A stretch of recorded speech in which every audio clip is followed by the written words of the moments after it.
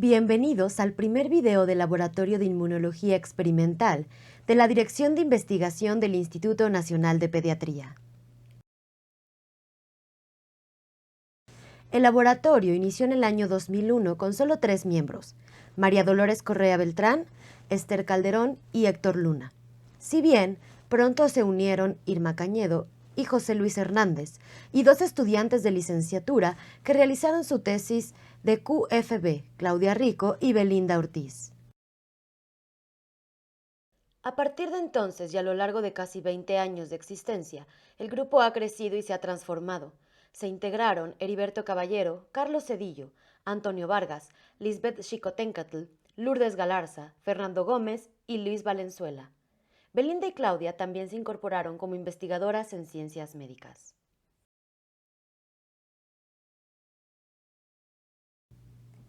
Se han formado un gran número de alumnos en nuestro laboratorio, desde aquellos que realizan su servicio social hasta tesis de doctorado. La mayoría relacionados a ciencias de la salud como química, veterinaria, medicina y psicología. Hemos tenido alumnos de Perú, Ecuador y Bolivia. Además, se han incorporado investigadores postdoctorales, una invitada del INDRE y un investigador del programa Cátedras CONACYT.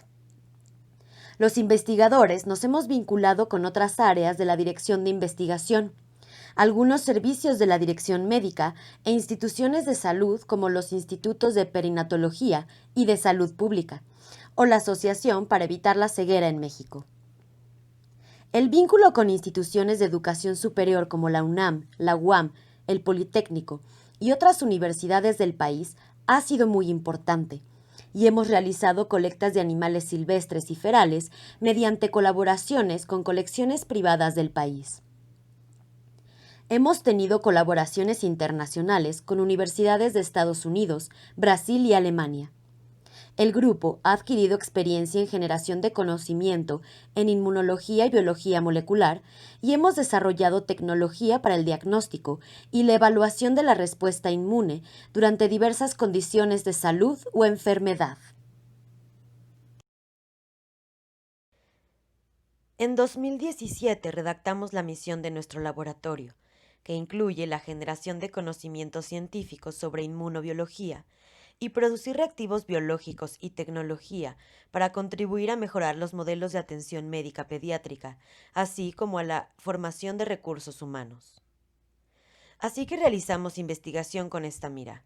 En estos videos hemos decidido presentar nuestro quehacer focalizando la línea de investigación principal: la toxoplasmosis congénita, que comenzó por la necesidad de determinar su frecuencia en México, mediante tamiz postnatal.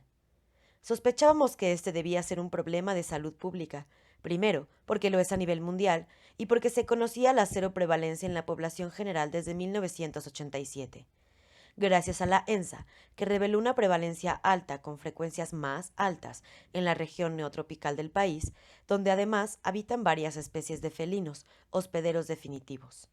Por lo anterior, se volvió importantísimo desarrollar tecnología para diagnosticar esta enfermedad parasitaria, y es esto precisamente lo que se presenta a continuación.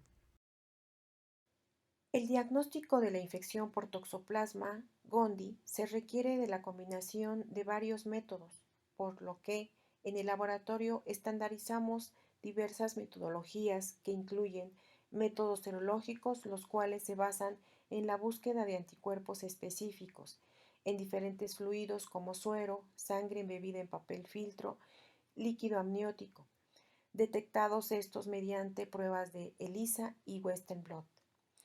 Métodos de bioensayo mediante la inoculación de la muestra biológica del individuo con sospecha de infección en la cavidad peritoneal de un ratón, ya sea para aislar al parásito o detectar anticuerpos antitoxoplasma en el suero del ratón. Y otro método son los moleculares, para la detección del DNA del parásito mediante la PCR. Se estandarizó el ELISA para la detección de anticuerpos IgG antitoxoplasma. El principio del método se muestra en el esquema de la izquierda. En el gráfico se muestran los títulos de anticuerpos IgG de la muestra del paciente, representado en las líneas del centro comparadas con un control negativo a toxoplasma en línea azul y un control positivo en línea roja. Además, es importante determinar la fase aguda de la infección, sobre todo en mujeres embarazadas, ya que de esto dependerá el tratamiento que se administre a la madre para disminuir el riesgo de transmisión o el grado de afectación a su bebé en el caso que ya hubiera ocurrido la transmisión. Entonces, una forma de detectar esta fase aguda es mediante la titulación de anticuerpos IgG en muestras seriadas. Si los títulos están aumentando, nos indica que la infección está en aguda. Otro método es el de avidez de anticuerpos IgG, cuya ventaja es que es en una sola muestra. El ensayo de avidez fue estandarizado para suero y papel filtro. Se determinaron las condiciones a las cuales nos permite diferenciar entre etapa aguda, intermedia y crónica. Así también se establecieron los rangos de avidez para cada etapa de la infección.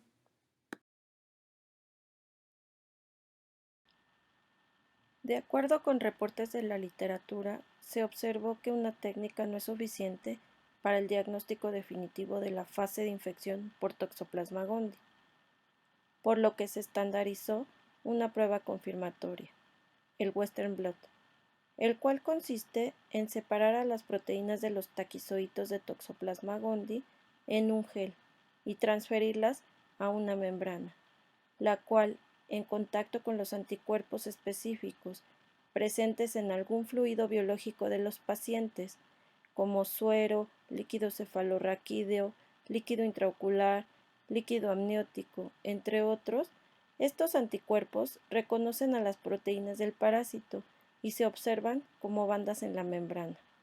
Esta técnica se estandarizó para identificar anticuerpos de clase IgM y de clase IgG.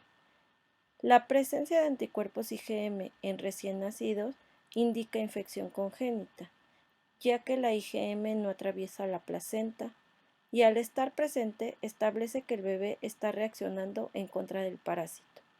Para anticuerpos IgG, esta técnica es útil cuando se buscan neoanticuerpos, los cuales corresponden a bandas presentes únicamente en el suero de los recién nacidos o con una mayor intensidad que las reconocidas por el suero de sus mamás, lo que también indica que los bebés están produciendo sus propios anticuerpos IgG en respuesta a la infección por Toxoplasma gondii.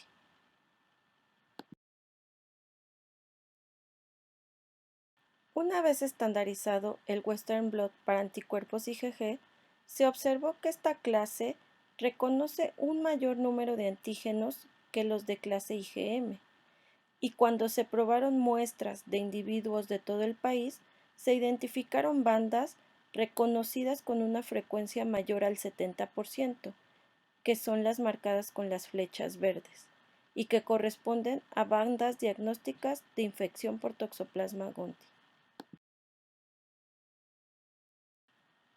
Una vez estandarizados el ELISA y el Western blot, se determinaron algunos parámetros como sensibilidad y especificidad para conocer la confiabilidad de los resultados que se obtienen.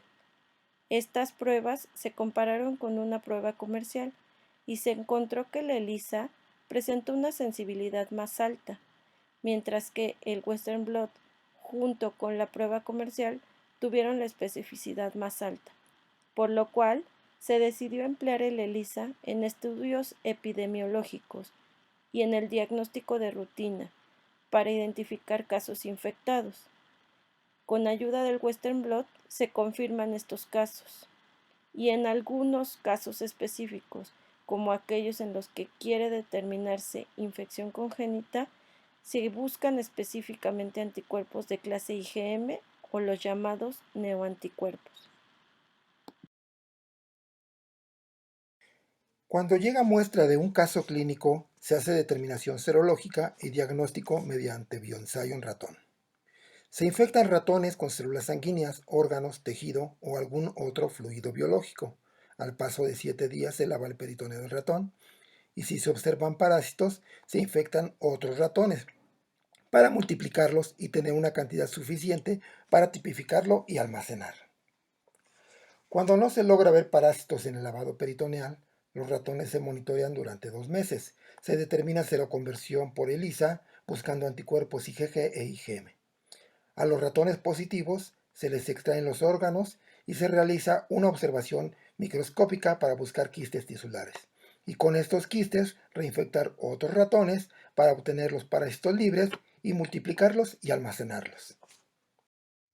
El diagnóstico molecular es un conjunto de pruebas de laboratorio utilizadas para la identificación y análisis de secuencias específicas de DNA de Toxoplasma gondii, como la reacción en cadena de la polimerasa. A partir de muestras biológicas de diferentes especies, incluyendo al ser humano, se puede extraer directamente el DNA o se puede llevar a cabo el bioensayo en ratones. En ambos casos, se extrae el DNA, en el cual, además del DNA genómico del hospedador, puede estar presente el DNA de toxoplasma. Posteriormente, se realizan ensayos de PCRs de marcadores genéticos que poseen la particularidad de tener varias repeticiones en el genoma de este parásito. Esta amplificación puede llevarse a cabo por PCR en punto final, la cual mediante geles de agarosa teñidos se pueden observar productos de diferente peso molecular, o por PCR en tiempo real, técnica que nos permite monitorear la amplificación y cuantificación de secuencias específicas del parásito en tiempo real, con ayuda de moléculas fluorescentes, permitiéndonos utilizar cantidades pequeñas de DNA, como es el caso de las muestras provenientes de neonatos, y además reduce los tiempos de ejecución para obtener el resultado. Teniendo en cuenta las pruebas de laboratorio antes mencionadas, nuestro grupo reportó la primera serie de casos con toxoplasmosis congénita del Valle de México, reclutados a partir de 2005 por tamiz prenatal o postnatal, o porque llegaron como casos clínicos al Instituto Nacional de Pediatría. Encontramos, como se puede ver en la gráfica, que el número de casos detectados por cada técnica utilizada fue variable. Por ejemplo, la mayoría de los bebés provenientes de los tamices prenatal y postnatal presentaron PCR positiva y anticuerpos IgM, o neoanticuerpos y niveles mayores de IgG que sus mamás en casos de tamiz postnatal. En comparación con los casos clínicos, estos últimos presentaron una variedad de manifestaciones clínicas y el peor pronóstico, incluida la muerte. Estos resultados resaltaron la importancia de combinar varios métodos de diagnóstico para realizar pruebas simultáneas de ELISA, Western blot y PCR, ya que la toxoplasmosis congénita en nuestro país es más grave que en otros países y es necesario implementar un tamiz prenatal efectivo para la prevención y profilaxis. Por otra parte, el diagnóstico de infección congénita en los recién nacidos es apoyado por la presencia de anticuerpos IgM e IgA, los cuales son específicos del recién nacido ya que no atraviesan la placenta. Sin embargo, no siempre están presentes en los niños infectados. La detección de anticuerpos IgG en el recién nacido podría ser de origen materno ya que estos anticuerpos sí atraviesan placenta. Una alternativa es la determinación de subclases IgG, por lo que, en este estudio, con muestras pareadas de mamá y su hijo, determinamos y comparamos el perfil de respuesta a subclases de IgG. La respuesta de la madre no parece haber diferencias entre las que transmitieron y las que no transmitieron la infección a sus hijos, y no respondieron a la subclase IgG3 en ambos grupos. La respuesta de los hijos a las subclases IgG2 e IgG3 fueron más frecuentes en los niños infectados, lo que podría sugerir a estas subclases como marcadores de infección congénita. Cabe mencionar que en la actualidad la determinación de cada subclase en placas de ELISA es en pozos diferentes, lo cual tiene implicaciones en usar más suero, antígeno y placas. Por lo que, para simplificar este método diagnóstico, se pretende establecer una prueba basada en una combinatoria de subclases, para lo cual se usarán únicamente muestras de suero de mamás infectadas por T. gondii y sus hijos infectados congénitamente. Se determinarán las subclases en cada muestra y se escogerá la mejor combinación de subclases que nos permita el diagnóstico de infección congénita. Los sueros serán probados con la combinatoria de estas subclases en el mismo pozo. Los anticuerpos serán reconocidos por un segundo conjugado específico para cada subclase, marcadas con diferente fluoróforo, y se determinarán los parámetros de diagnóstico.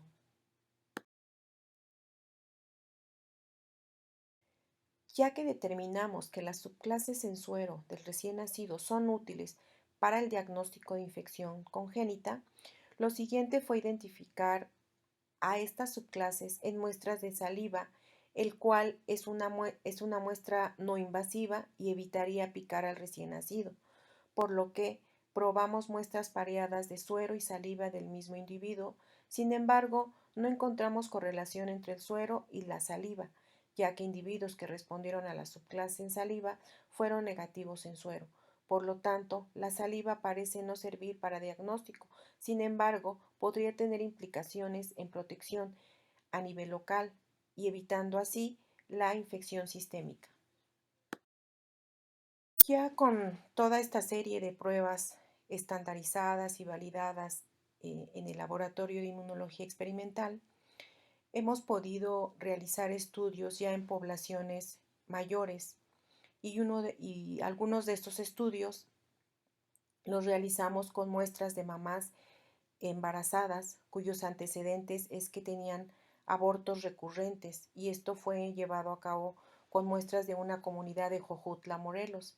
Se sabe que toxoplasma puede ser causante de abortos, por lo que determinamos anticuerpos IgM e IgG antitoxo, y efectivamente encontramos que el 10% de las mamás fueron positivas a IgM, lo cual podría sugerir una infección activa, y el 80% fueron positivas a IgG, por lo que en algunos casos se les pudo administrar el tratamiento para prevenir la transmisión a su hijo o el daño al embrión o feto.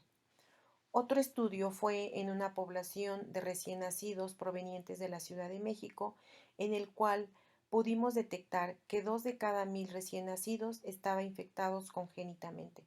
Esto permitió darles tratamiento en etapas tempranas para así disminuir las secuelas causadas por esta infección. Otro estudio que realizamos empleando el ELISA para detección de anticuerpos IgG fue aquel en el que se utilizaron muestras de suero de personas de todos los estados del país y de todas las edades, tomadas a partir de 2 encuestas seroepidemiológicas nacionales del año 2000 y del 2006, y se evaluó el número de individuos que tenían anticuerpos IgG contra Toxoplasma gondii. Se encontró que hubo un aumento de la prevalencia del 40% al 43.9%, y que los estados con costas son aquellos que tienen las prevalencias más altas, incluso mayores al 70%, lo cual puede deberse a las condiciones climáticas cálido-húmedas, a cuestiones culturales y otros factores que favorecen la infección por Toxoplasma gondii. Una variante del ELISA fue aquella en la que utilizamos muestras de sangre embebida en papel filtro, ya que para algunos estudios o para algunos pacientes, como los recién nacidos, la toma de sangre periférica es difícil y además es una toma invasiva.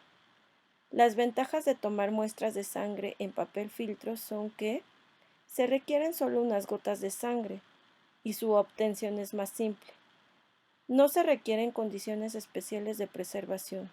Su transporte es más fácil y se puede colectar y mantener un número más grande de muestras. Por estas razones, se estandarizó el ELISA para sangre en papel filtro.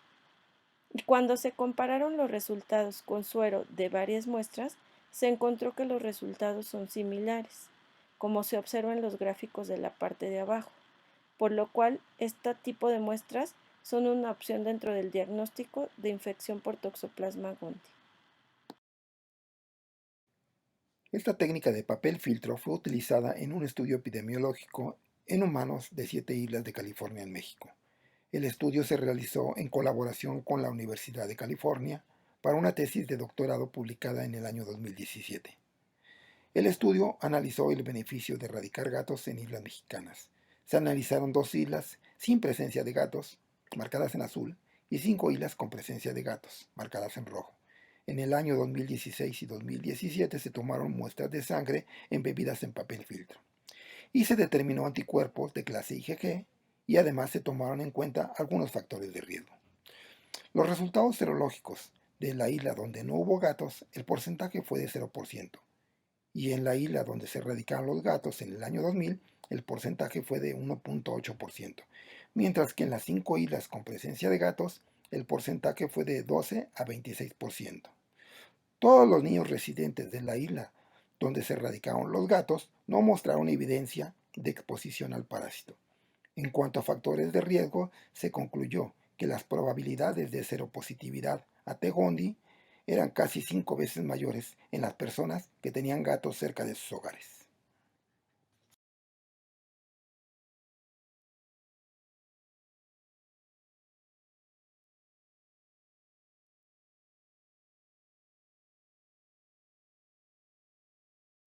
Las pruebas serológicas las hemos utilizado en otros estudios epidemiológicos, en muestras de animales domésticos y de fauna silvestre.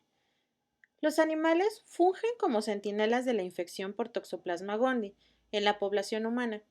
Hemos utilizado al inmunoensayo en muestras serológicas de borregos, conejos, venados, perros, muflones, felinos domésticos y silvestres, así como roedores de diferentes estados de nuestro país, como Colima, Oaxaca, Puebla, Tamaulipas, entre otros.